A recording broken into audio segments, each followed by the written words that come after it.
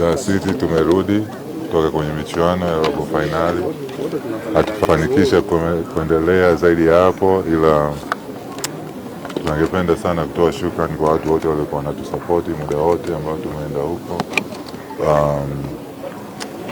Kazi ni ngumu, basketball iko katika mikono mizuri, ila kazi bado ni ngumu. Inabidi kuandaa wachezaji wetu locals, kuandaa timu upya, na tunapenda kuahidi kuwa mwakani tuna mpango wa kurudisha Dar City inapotakiwa kuwepo. Kwa hiyo tuendelee kusapotiana na pili, tukiwa njiani, ila pia huu ni utaratibu ambao tutakuwa tumeuanzisha kila mwaka. Sikukuu kama hii ya Eid Mubarak kwanza kwa Waislamu wote.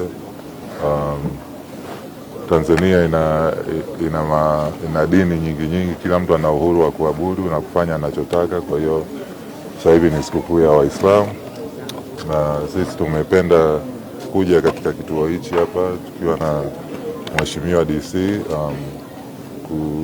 kuweza kutoa sapoti yetu kwa vijana. Najua kuna wengi tunatokea katika familia ambazo hatujabarikiwa kihivyo, ila tumeweza kujipambania kufika tulipofika. Kwa hiyo kuweza kurudisha katika jamii ni kitu kikubwa sana, na tuendelee, kama tuna uwezo wa kufanya hivyo kwa jamii yoyote, mtu yoyote ambaye anaweza kumsaidia, jaribu kumsaidia.